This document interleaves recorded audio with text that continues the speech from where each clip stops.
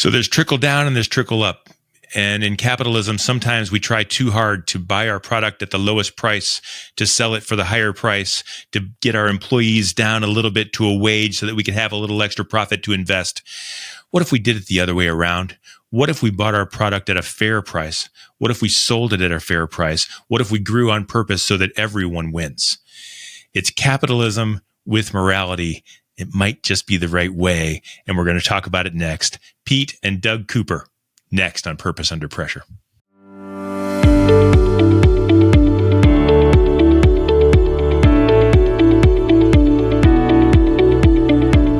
The heat is on. Let's get cooking. Or in this case, let's get brewing. This is Purpose Under Pressure. It's a podcast about people, business folk like you and me who are on purpose with a why, and how we put that why to work. And then what happens when the pressures rise to try to knock us down. That's what the show is all about. If you're here, it means you've seen it once before, or maybe you're brand new and are trying to decide whether you like it.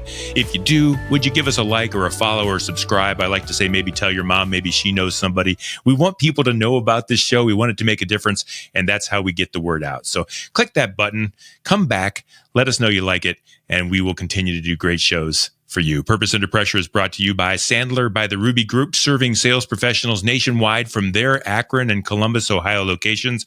They are also in Jacksonville, Florida. They do it right. They do it well.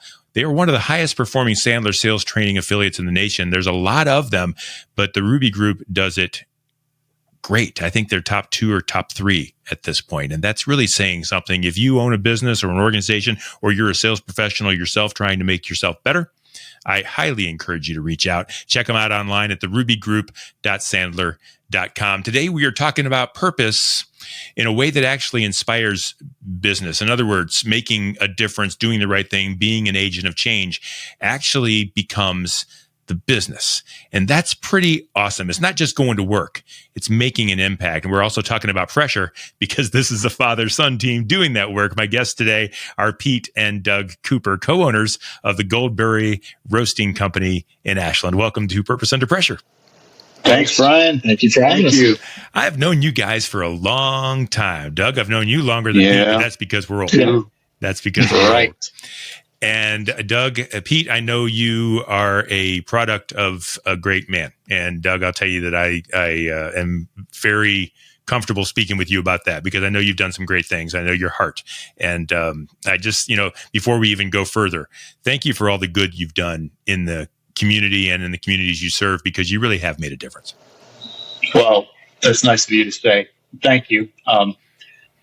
Obviously I never think I'm doing quite enough. So I know it's good to hear that encouragement once in a while. I know. And that's what we're going to talk about a little bit. I want to talk about GoldBerry Roasting Company. I want to talk about the way it got started, what it's all about, the impact that you're making. I want to talk just about the fact that it's a great cafe and that is opened in Ashland and is serving an amazing need. And let's talk about that. Brag a little bit. Tell me what's going great, what you're proud of there at GoldBerry. Yeah, I think if we're talking about things that are going great right now, we just moved into a brand new facility. We were in our old cafe, started in 2019, and outgrew that.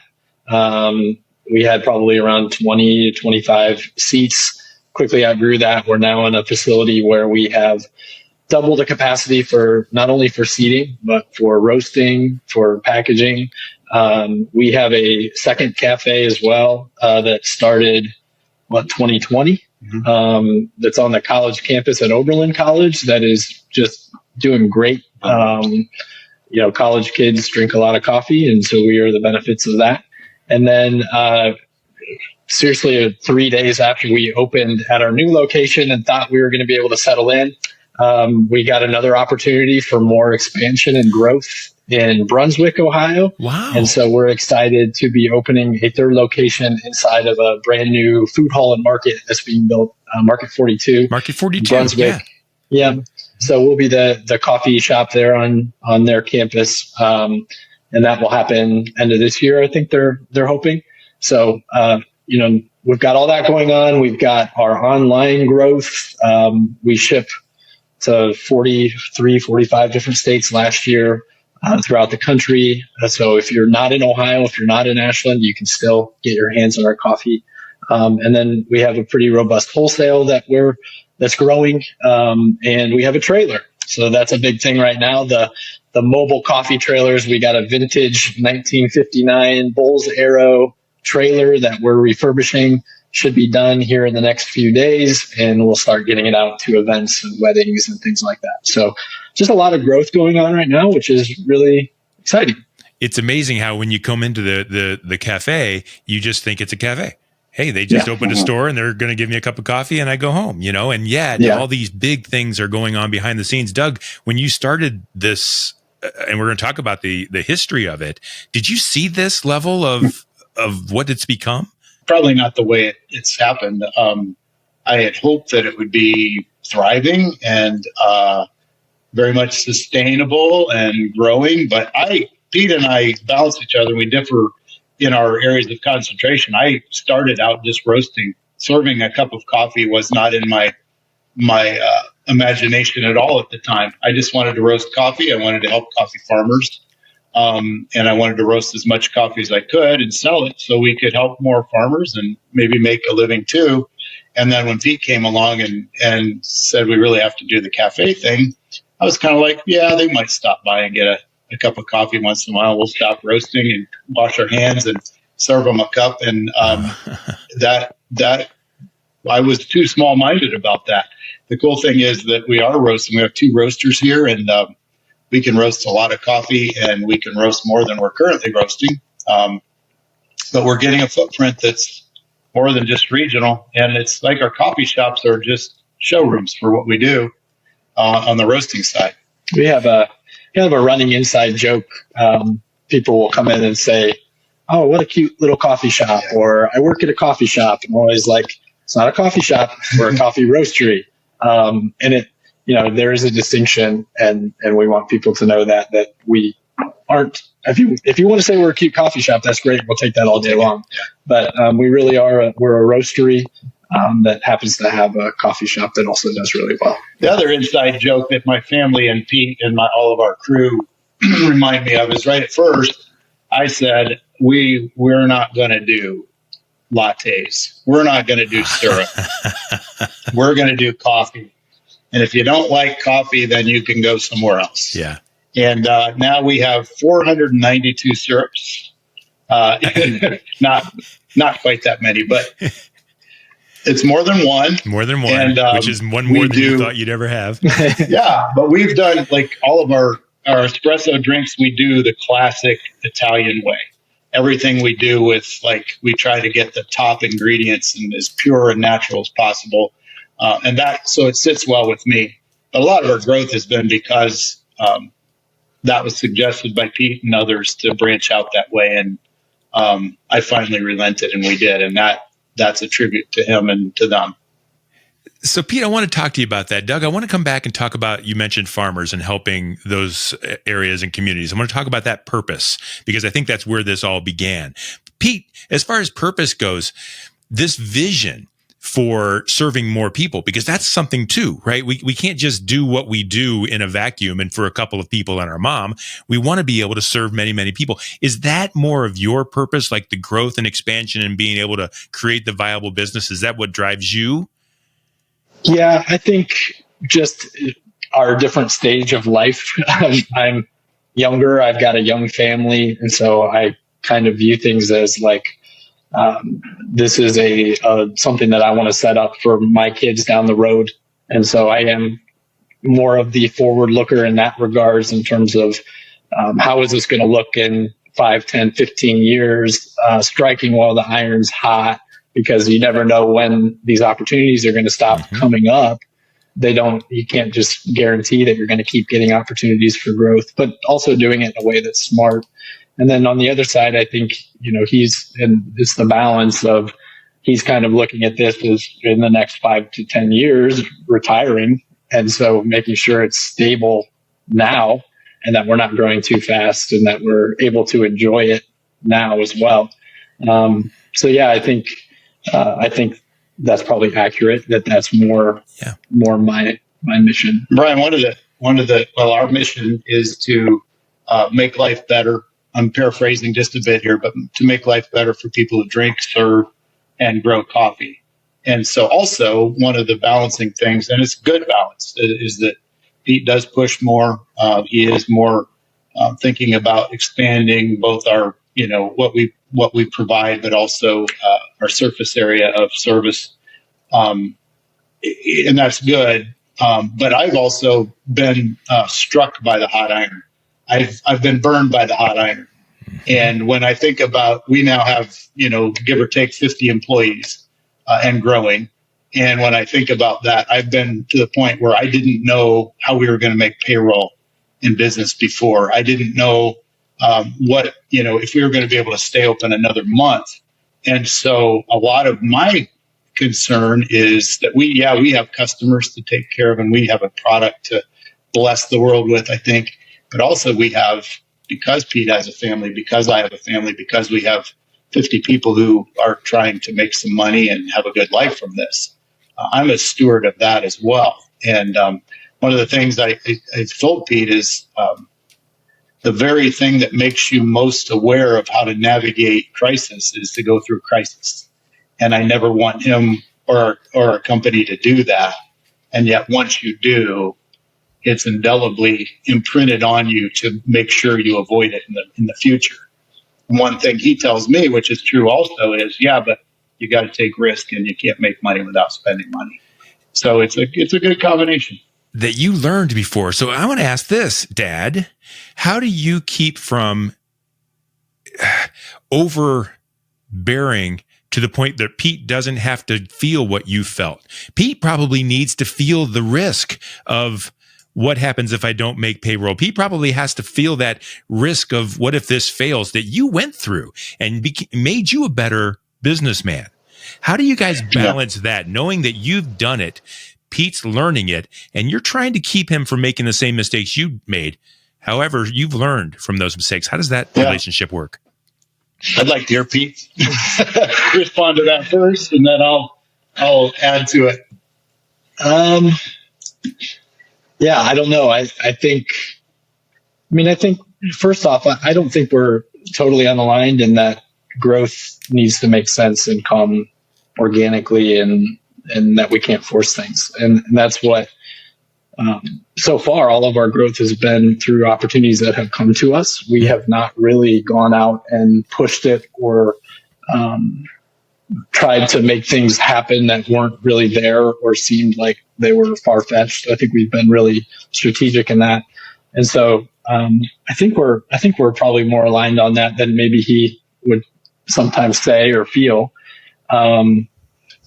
But I also am very high risk or low risk averse, whichever it is. I do like to take risks, and I don't feel a lot of heat or pressure from that a lot of times, which can be good.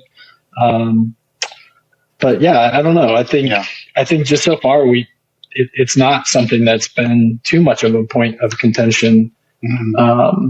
I think we've been pretty aligned in where we feel like it makes sense to grow. Pete has developed, and others in our crew have developed, but him especially, a very good business mind, very analytical. And so it's not like, don't get the wrong impression. He's just not out there slinging guns. He's more and more applying like the probability. Mm-hmm. And trying to, and so am I.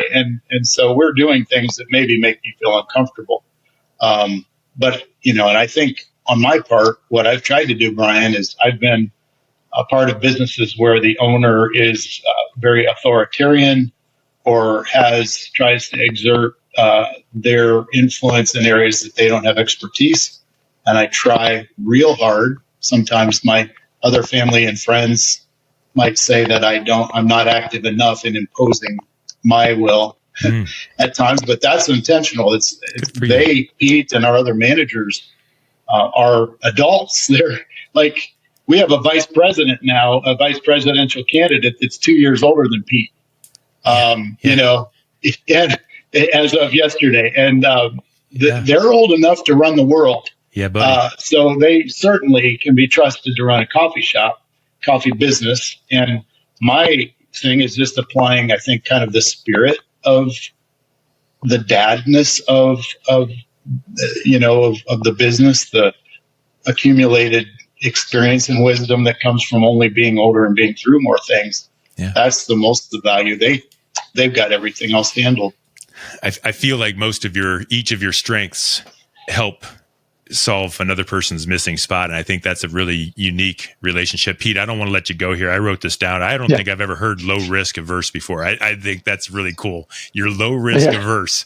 That's that's tremendous. Yeah. I don't know if I said that right. No, I don't care if you did. We just made something up there. I think low risk averse is good. I think we need more low risk averse in business nowadays. Doug, take me back a little bit to the beginning of GoldBerry and talk to me a little bit about the mission and the purpose of the farmers and the folks that you're serving by helping them to grow their coffee. I know that's about purpose as well. Yeah, it's such a long story, and I'll keep it shorter.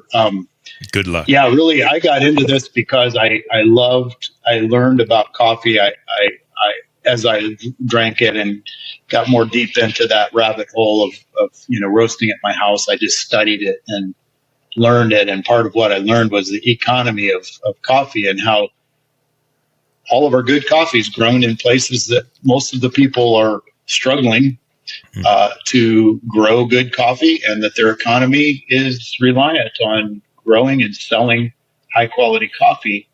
And really my passion was to roast coffee because it's pretty simple to do. You can do it well or you can do it bad, but doing it well is possible. And to try to work with farmers who needed an outlet in the U.S. to sell their coffee and make more money. And so that was really the start of it. I thought we could have GoldBerry Roasting Company could do that, And what I found out when I started working with the farmers in Mexico specifically, that there's a ton more to it than that. On one side, there's the roasting and having a business and perfecting that and refining your processes and your product to the point that it's sellable and it has a footprint. On the other side, with those communities that are growing coffee, there's usually a lot of other infrastructure deficits that come with it. So we started this non-profit and we started a for-profit at the same time. One, to help with the, actually the marketing, selling of coffee in a for-profit platform. And then the other, a nonprofit platform to do the spiritual and social and economic development of those farming regions, where we could actually invite other people to participate by donating and by being part of what we're doing, the work there. So those two ideas have grown up together. And, now we have, we're working directly. We've worked directly with farmers in Mexico for 14 years. Started at a time when their coffee was really, really bad because of the poverty and their inability to take care of their coffee and their lack of expertise, to the point where now they have specialty grade coffee. And we're getting ready to help them export that into other parts of the United States and other parts of the world. In the meantime, we have a reputable coffee business that we can roast their coffee. We can start to use other directly sourced coffee and have an outlet that we can sell enough of it that maybe it'll make a difference for those farmers. And is it making a difference? Do you have some examples of change in 14 years? You've mentioned that the quality is better and different things. Is the quality of life improving for some of these folks? Yeah, absolutely. Now, first of all, I would say that, we've brought a lot of ideas and we've brought some money to the table. Probably in the last 10 years, we've invested $500,000 in donated funds. And first, a lot of organizations, that's not a ton. But in the area of Mexico where we work, it's pretty darn useful, and we've used it well, and we've collaborated with other entities to leverage it. But we haven't, it's not like the streets are paved with gold. It's not like everyone is a master of, their own destiny. But we have seen some of the farmers that we're working with now have gone from very primitive practices of coffee and selling their coffee for pesos on the kilo. A peso is worth they're 17 pesos and $1.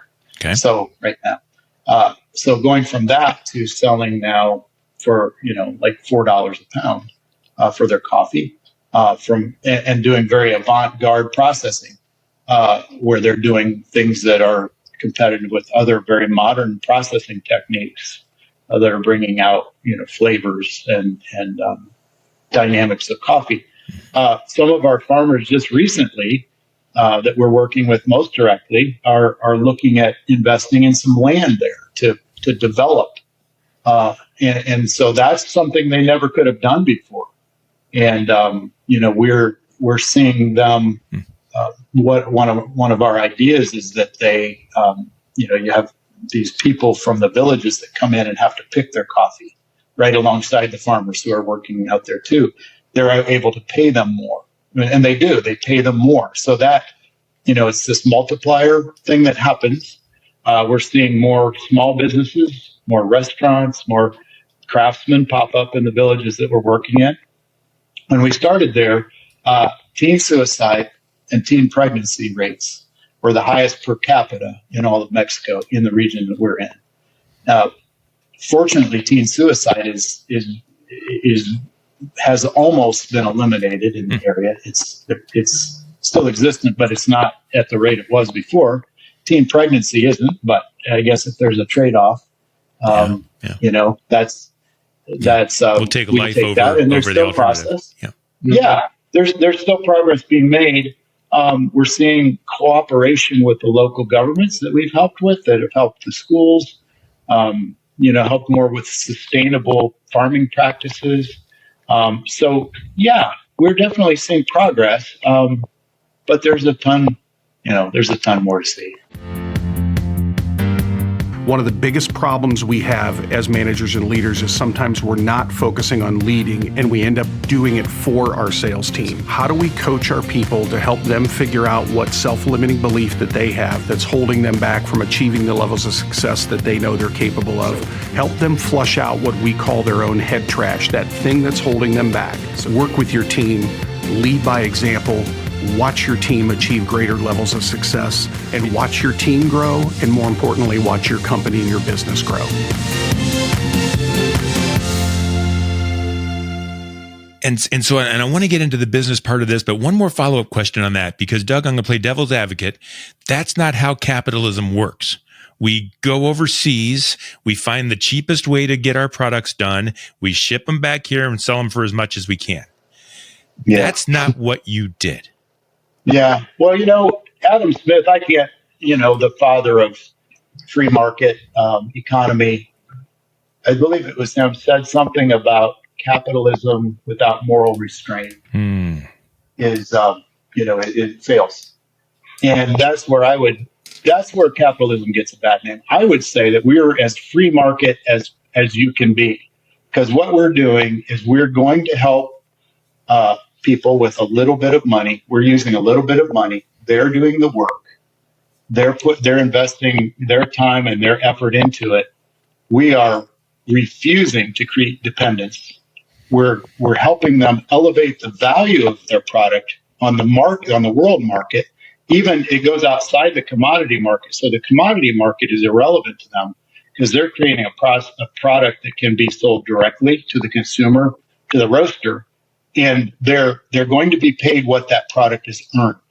So if we go away and they have good product on the market, capitalism has worked because we've elevated the value of the product, the inherent value of the product, and the consumer is paying what it's worth. And that's what the free market is supposed to be. It's an exchange of value for value. And so we are also injecting sustainability that says we are benefiting from the product, you're benefiting from the price, and so we both benefit so we can move along together toward prosperity. Win-win. I think what you're talking about is kind of what they wanted us to do when we first got there.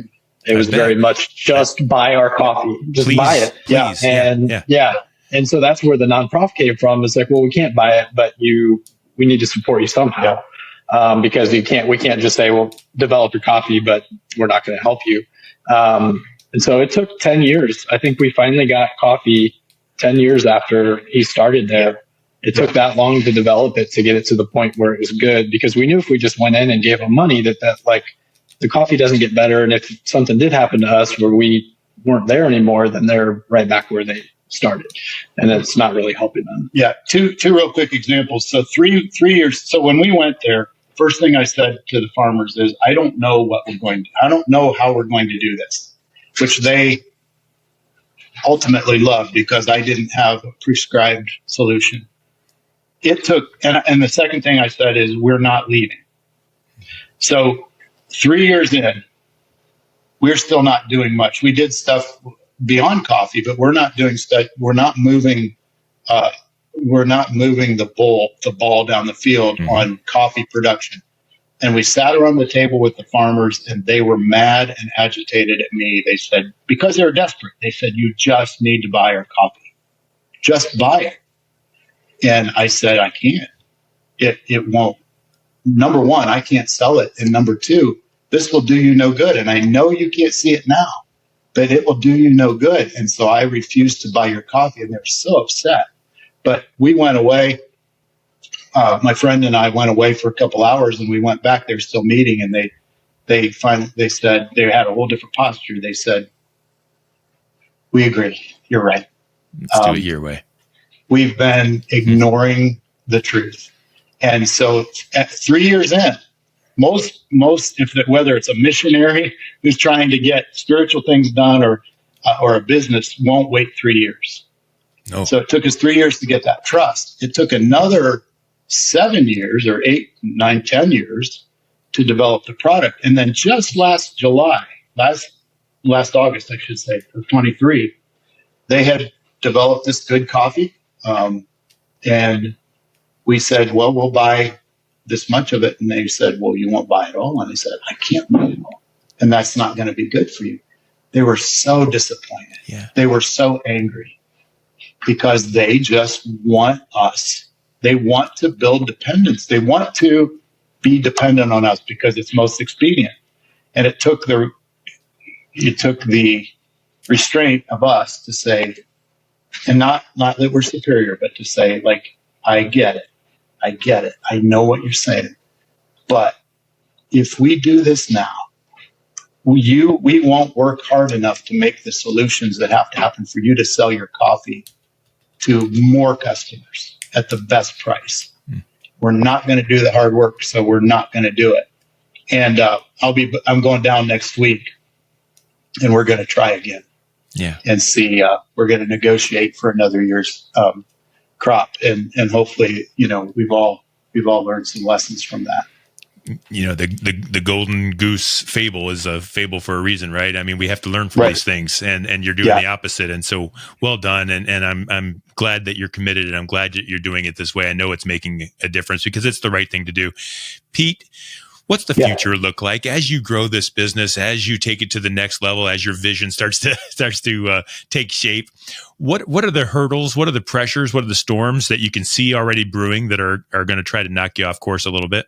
I think we just kind of talked about this a little bit as a group, our group of like managers that we have. And I think as we grow, the biggest challenge that we're going to have is to maintain the thing that it is that people like about us. It was easy when we were a little small coffee shop at our previous location because there were no expectations when you walked in. We didn't present as very much. And so people were surprised when the coffee was actually really good, because we just looked like a little coffee shop. Now we have a couple locations. We've got this big, beautiful storefront where people walk in with an expectation. And before, we were able to do things that were maybe inconvenient, but we were small enough, we were able to do them to go the extra mile to help a customer. There are certain things that we can't do anymore just from a logistics standpoint and helping people the way that we were able to before with the customer service, but we want to try to still do the best we can and do as much as we can. And so just as we grow, I think it's continuing to keep that spirit of like being a small family owned coffee shop, regardless of how big we get, and continuing to have the best customer service that we're capable of having and going the extra mile in the situations where we can, where it's not putting our own employees out and making their life harder to try to help somebody. But I think that's the biggest thing, is growing intentionally. And then as we grow, continuing to maintain the thing about us that people like, and that's a quality product, and just a quality atmosphere. We always, when we first started, like, it was friends and family. And so we kind of felt like, well, you have to like us. It's friends and family. And then more and more strangers started coming in and saying the same thing that our friends and family were saying. And they had no connection to us, just about the coffee's really good, the vibe's great. And so we're still seeing that and just want to continue to see that as we grow. Hey, Doug, from one old guy to another, Are you okay with me starting the question that way? One old guy to another? You okay? You got a fence with that? All right. He's not. No, I'm okay with that. I own it. I own it. I earned it. Let me ask you this question. Okay. And all the good things that you've done in your life, and I'll say it, I know you don't have to accept all of it and pat yourself on the back, but I believe you've done a lot of good. What are you most proud of? Looking back on things, what would you say? Hey, Doug, well done, sir. Man, I'd have to say my kids and my grandkids. Like, it doesn't matter what business you're in, and my wife. It doesn't matter what business you're in. You have your family, and you try to instill what you believe to be important, and your faith and your approach to life. And we have kids who are good people, and I think that they believe and trust in God, and our grandkids are perfect.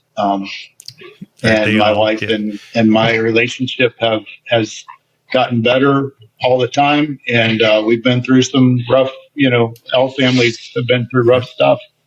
And we found out like it's all still good. So that's the main thing. Like, if we can, like I said, there's a lot of ways to make an impact, but if we can make impact through our family and our neighbors, like, the ripples are just big, and then everything else was gravy, I think.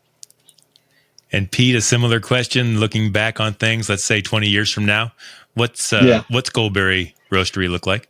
Hopefully a lot like it looks now. Good. Like I said, I think I'll be 80. I think it'd be, yeah.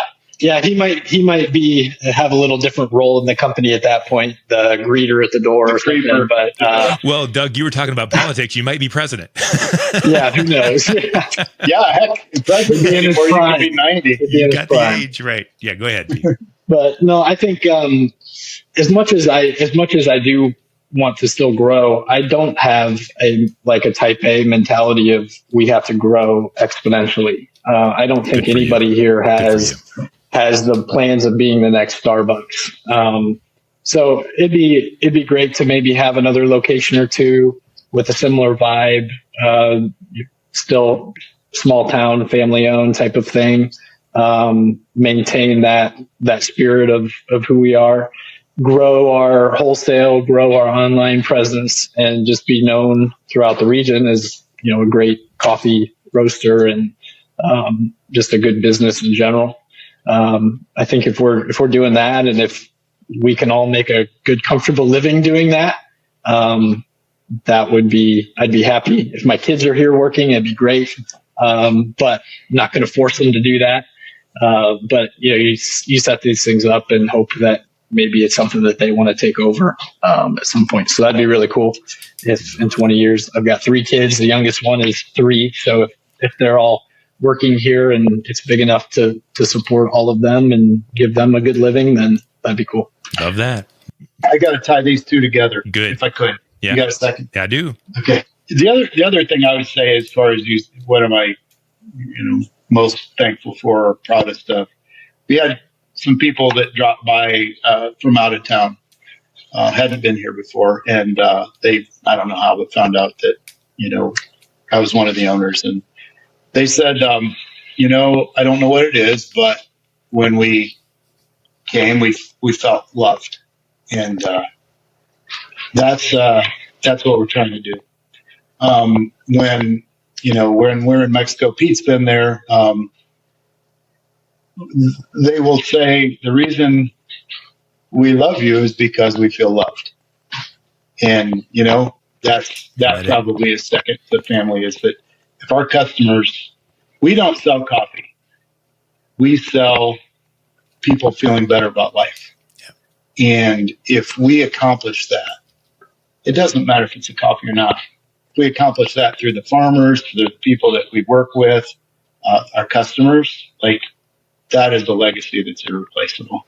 And what I hope for in 20 years is that strangers come in and say to Pete, who's now almost 60, in 20 years, to be clear. I'm not now almost 60. Say, we felt, we came in, we don't know what it is, but we felt like we were loved. Yeah. That would be perfect. Isn't that what it's all about? Doug, I mentioned, I've known you a long time.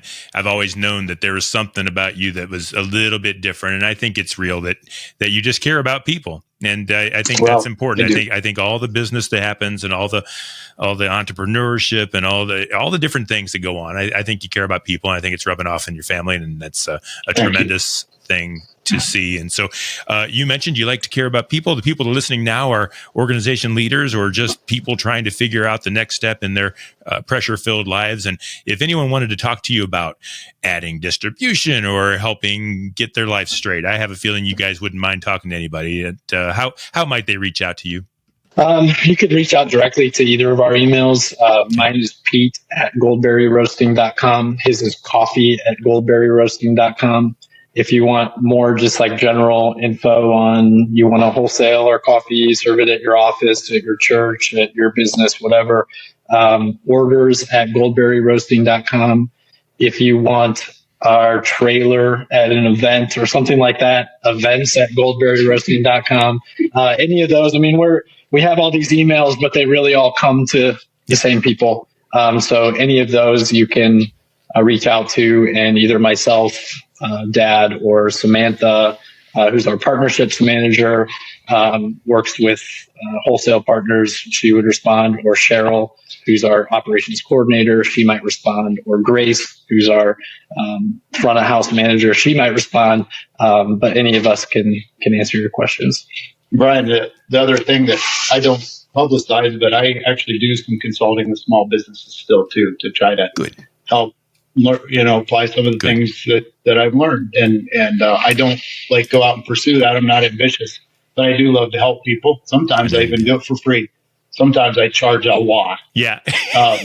No, but that would always be a possibility too. It's coffee@goldberryroasting.com. Love that. And folks, if you're interested in that at all, I know Doug well enough to know he means it. So feel free to reach out and see where that goes. Folks, I don't know much about coffee.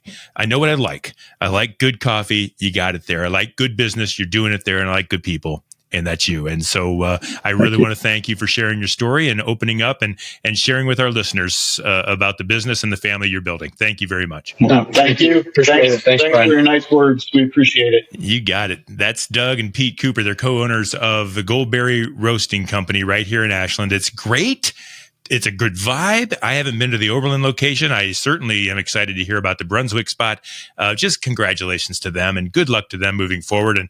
And I think it's been a good time for you to meet them and to listen to this show. This has been Purpose Under Pressure. It's brought to you by Sandler by the Ruby Group. Sellers are under pressure to perform, and Sandler helps them succeed on purpose. You're going to find all past episodes of Purpose Under Pressure at bryanmediastrategies.com/podcast and wherever you stream your favorite shows. We do this every week, and we will see you next time on Purpose.